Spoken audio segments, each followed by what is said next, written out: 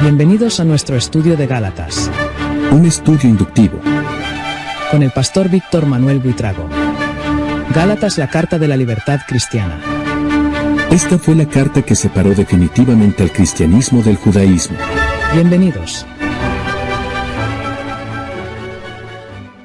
Bendito Padre Celestial, gracias te doy una vez más por el tiempo que podemos pasar estudiando tu palabra, y te doy gracias por cada una de las personas que están pendientes de este estudio. Te suplico que tu Espíritu Santo sea quien nos enseñe, nos guíe, nos lleve de la mano, y de esta manera podamos aprovechar al máximo lo que tú quieres transmitirnos a través de tu palabra.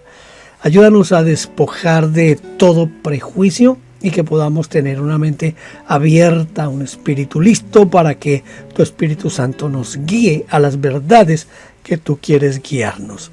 Gracias en el nombre de Jesús. Amén. Amén. Bienvenidos a nuestra lección número 9 de Gálatas Inductivo.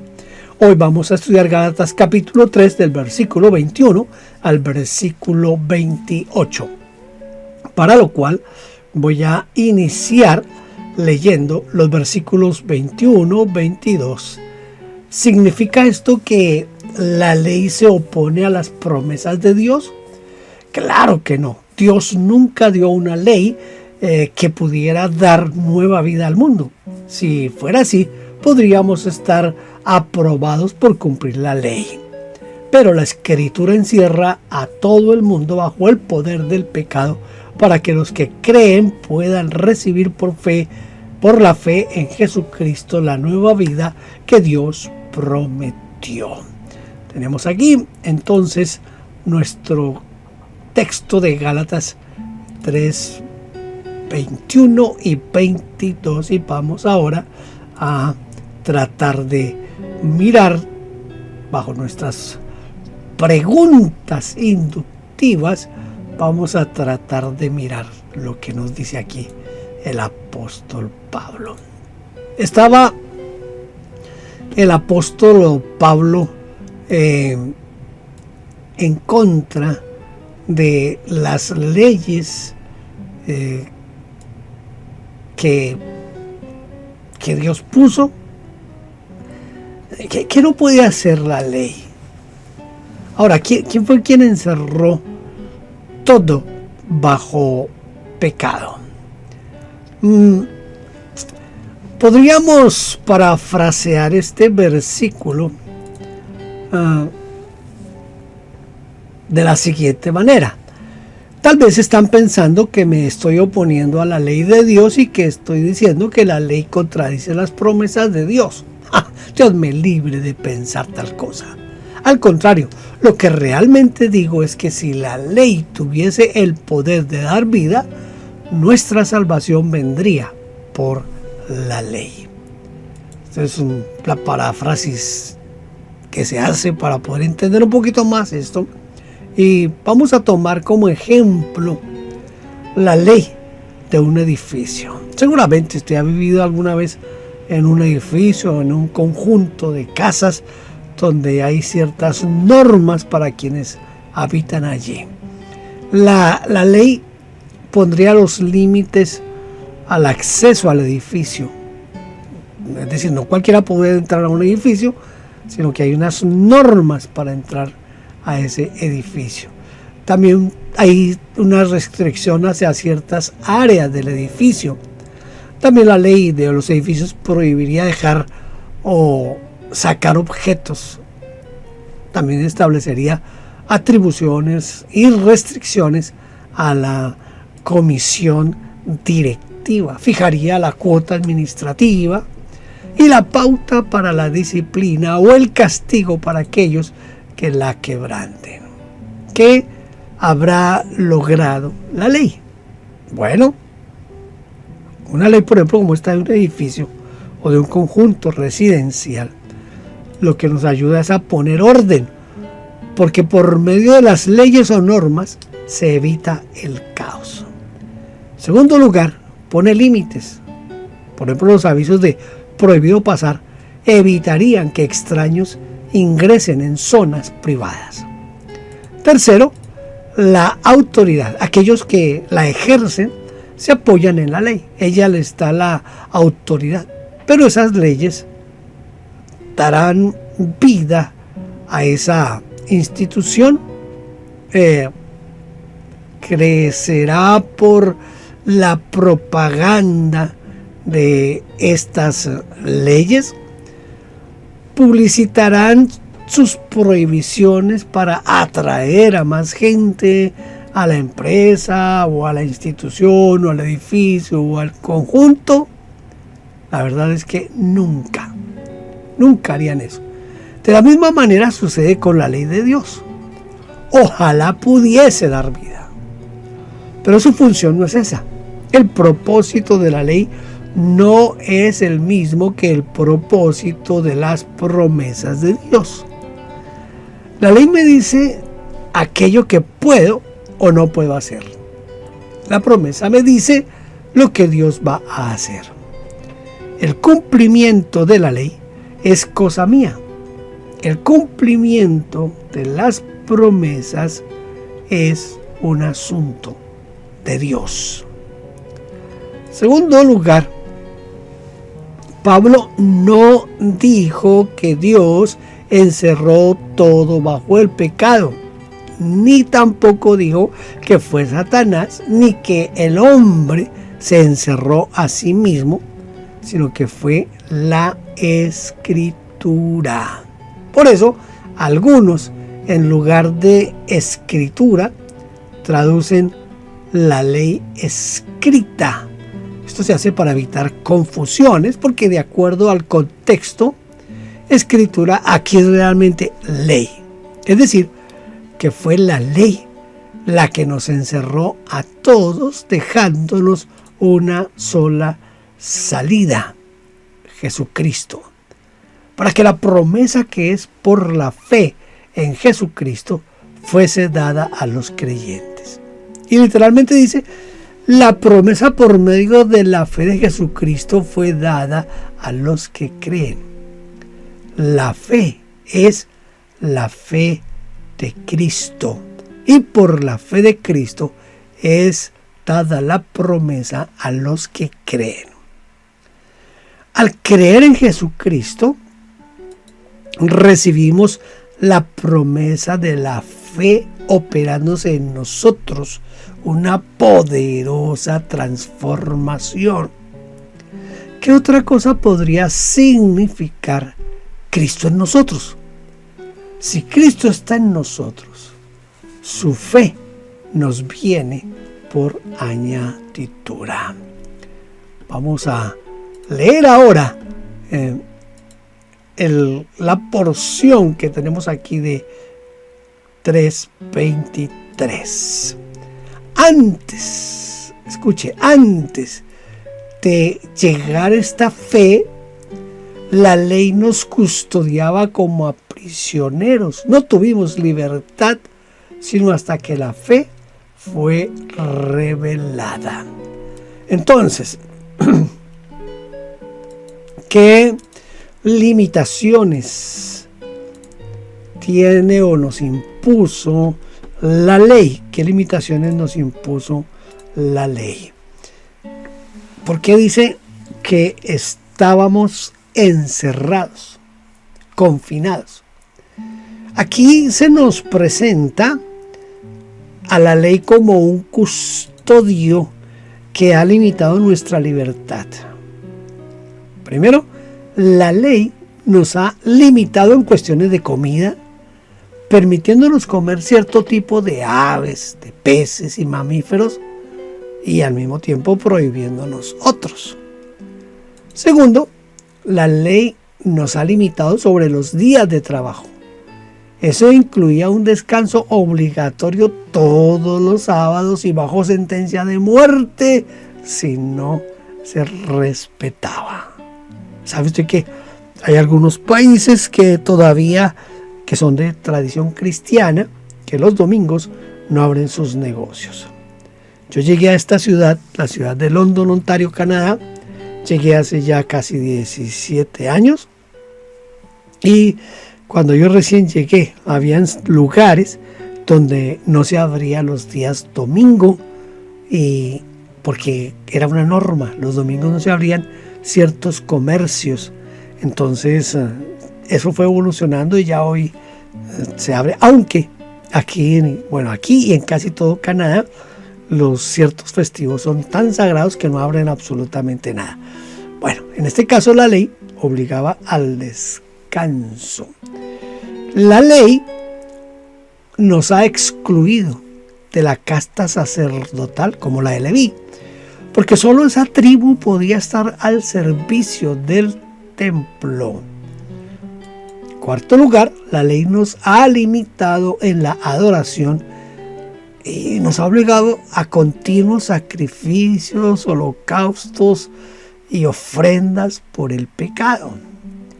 Quinto, la ley nos ha limitado y excluido de la convivencia con enfermos de lepra, y la lista podría seguir y seguir y seguir. La ley nos tenía encarcelados, porque la palabra que emplea el apóstol Pablo significa tener a alguien, escuche, tener a alguien en prisión, pero no para siempre, porque era una especie de sala de espera, como traduce la versión latinoamericana. Miren cómo dice la versión latinoamericana: antes de que llegaran los tiempos de la fe, la ley nos guardaba en espera de la fe que se iba a revelar. Y en la Nueva Biblia Española dice: antes que llegara la fe, estábamos custodiados por la ley, encerrados esperando a que la fe se revelara. Interesante, ¿verdad? Interesante esta parte de lo que es la ley. Voy a leer ahora el versículo 24, 25 y 26. Por eso, la ley era nuestro guardián hasta que llegó Cristo. El resultado es que estamos aprobados a través de la fe.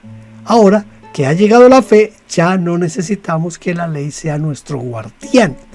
Todos ustedes son hijos de Dios por la fe en Jesucristo. Bien interesante esta parte de la Escritura. ¿Qué significa ayo? Ahora, yo aquí no sé si en algún momento les advertí que los textos que yo estoy leyendo no son de la Reina Valera. Entonces este texto aquí, cuando pregunto allí qué significa ayo, es porque es tomado del texto Reina Valera. ¿En qué momento dejamos de estar bajo la tutela de la ley? ¿En qué momento? Según la definición del diccionario de la Real Academia Española, ayo significa guarda, hombre encargado en las casas principales de cuidar a los niños y jóvenes, de cuidar de su educación.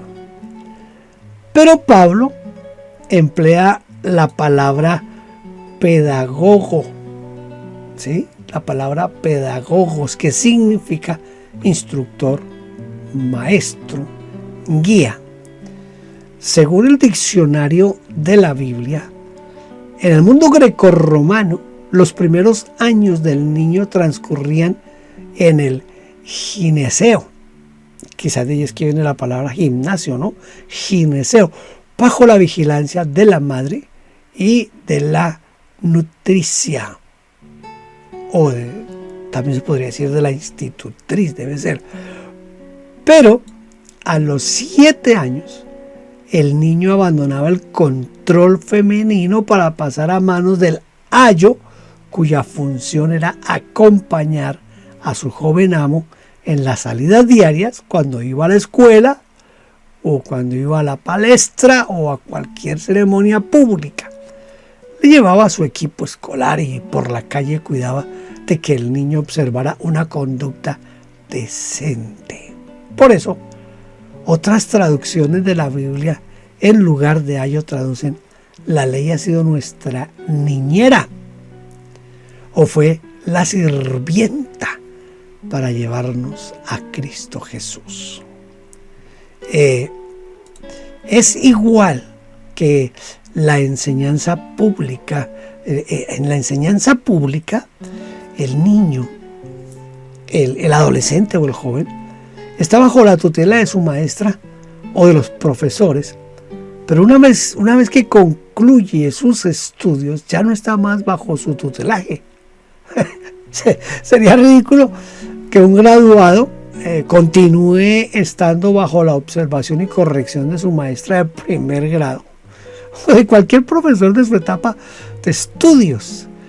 El propósito de toda enseñanza es lograr, siempre que enseñamos algo, siempre que buscamos adiestrar o guiar a alguien en algo, lo que buscamos es lograr que completemos la instrucción, que recibamos el título correspondiente y que ejerzamos nuestra profesión. De esa manera, el propósito de la ley ha sido semejante, que completemos nuestra instrucción hasta que lleguemos a Cristo. Una vez en Cristo, ya no necesitamos regresar a la ley, porque en Cristo estamos completos. Eso no significa que no debemos leer o estudiar el Antiguo Testamento, donde está la ley, porque, mire, escuche esto es bien importante. Todo lo que tenemos hoy en el Antiguo Testamento sigue siendo la palabra de Dios. Y las mismas cartas de Pablo están repletas de referencias al Antiguo Testamento. Él nunca dijo, ahora no necesito de esto, ya no necesito más del Antiguo Testamento, ya no necesito más de la ley, sino que él dice, ahora ya no estoy bajo su tutela, ahora estoy bajo Cristo. Mire, como leemos en la versión latinoamericana, dice, para nosotros, ella, es decir, habla la ley, fue la sirvienta que lleva al niño a su maestro. Nos conducía a Cristo para que al creer en Él fuéramos justos por medio de la fe. Al llegar entonces la fe, esa sirvienta ya no tiene autoridad sobre nosotros. Cada vez que leemos o estudiamos el libro de Gálatas, y si lo estudiamos sin apasionamientos, vamos como afianzando más este asunto de que Gálatas es como el libro que definitivamente separa al judaísmo del cristianismo. Y creo que fue la lección 3 donde yo les mencionaba cómo muchos pastores y muchas iglesias quieren regresar a ser parte del judaísmo y adoptan costumbres judías. Si usted se devuelve, creo que esa es la lección 3. Allí tengo inclusive hasta unos videos que tomé de YouTube de niñas que se visten supuestamente como judías y con cintas y con panderetas, y en algunas con la bandera de Israel desfilando y en otros con el shofar, y todo eso es una muestra de añorar que estar bajo la ley, bajo el judaísmo. Y note que lo que Pablo está diciendo aquí es que la ley ya cumplió una función en nosotros, y la función era traernos a Cristo Jesús. Pero una vez estamos en Cristo, estamos libres de ese aspecto de la ley. Ojalá que Dios nos ayude a comprender, a entender esta parte. Voy a leer los versículos 27 y 28. Porque ustedes fueron bautizados en Cristo y ahora están revestidos de Él. Todos son uno en Jesucristo. No importa si son judíos o no, esclavos o libres, hombres o mujeres, eso no importa. Ahora estamos en Cristo y estamos revestidos de Cristo Jesús. ¿Qué significa estar revestidos de Cristo. Cristo eliminó 3 cosas que eran parte de la ley. ¿Cuáles son esas 3 cosas que Cristo eliminó? Que muchos quieren volver a tener, a vivir. Vestir o revestir significa vestir una ropa sobre otra. Se usa regularmente hablando del sacerdote cuando sale a decir misa, por ponerse sobre el vestido, sobre su vestido que podríamos llamar vestido de civil, él se pone los ornamentos. También significa disfrazar la realidad de una cosa añadiéndole adornos. Pero no es eso lo que Pablo quiso decir, porque el término en griego es eneudosase, que viene de entúo, que significa vestir, poner algo a alguien. Por lo cual tendríamos que traducir simplemente como lo hace nácar y colunga. La versión nácar y colunga es la versión católica, es el equivalente a la Reina Valera, pero más como equivalente a la Reina Valera antigua versión. Dice: porque cuantos en Cristo Jesús habéis sido bautizados, os habéis vestido de Cristo. En el bautismo deberíamos despojarnos de todo el ropaje que teníamos puesto y vestirnos de Cristo. Tal vez la causa que haya tantos cristianos con problemas morales es porque guardaron su ropa contaminada con la carne y se revistieron de Cristo. Esto hizo que en el fondo siguieran igual, y con el tiempo esa ropa sucia que fue cubierta por Cristo comenzó a dar un olor nauseabundo, un mal olor. Segundo, en primer lugar, Cristo eliminó las diferencias raciales, culturales y religiosas. Ya no hay judío ni griego. El judío se diferenciaba del resto del mundo por sus tradiciones, por la ley y por su aislamiento.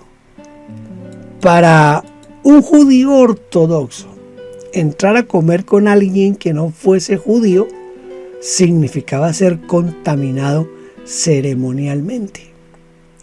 Y por su parte, los griegos pensaban que aquel que no era griego era un bárbaro, una persona inculta.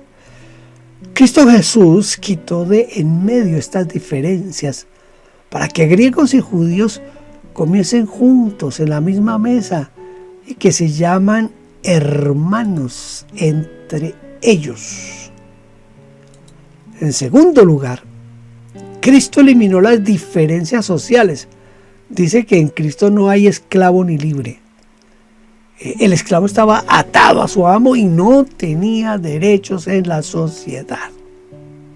Cristo quitó esa discriminación haciendo que se sienten juntos en la iglesia, que oren juntos, que adoren juntos, y permitió que aún se cambien los roles, haciendo que el cristiano libre o amo sirva a su hermano esclavo, no por ser esclavo, sino porque pertenece a Cristo. En tercer lugar, Cristo eliminó las diferencias de sexo. Ya no hay varón ni mujer. Aquí creo que yo tengo que hacer una aclaración. Aquí no estamos hablando de wokismo. Aquí no estamos hablando de progresismo. Aquí no estamos hablando de del él, ella, ello. No. Estamos hablando de algo mucho más profundo y mucho más grande que eso. Esas tendencias que se llaman hoy progresistas, que un hombre se puede identificar como mujer, y porque se identifica como mujer puede entrar al baño de las mujeres o puede entrar al vestir de las mujeres. Eso no es ni es moral ni es ético. Para mí es falta de sentido común inclusive.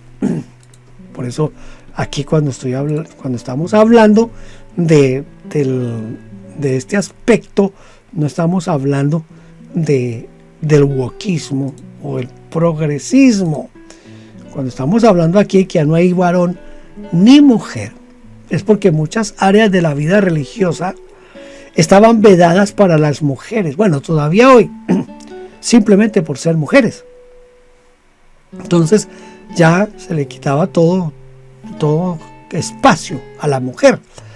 Pero ahora, según el apóstol Pablo, ese veto, esa veda fue quitada por Cristo, haciendo que tengan la misma condición y derechos que los hombres. Sin embargo, el apóstol Pablo sabía muy bien que su entorno social, político y religioso no había cambiado y por lo tanto debía acomodarse a estas circunstancias externas para no cerrar las puertas a la expansión de la iglesia.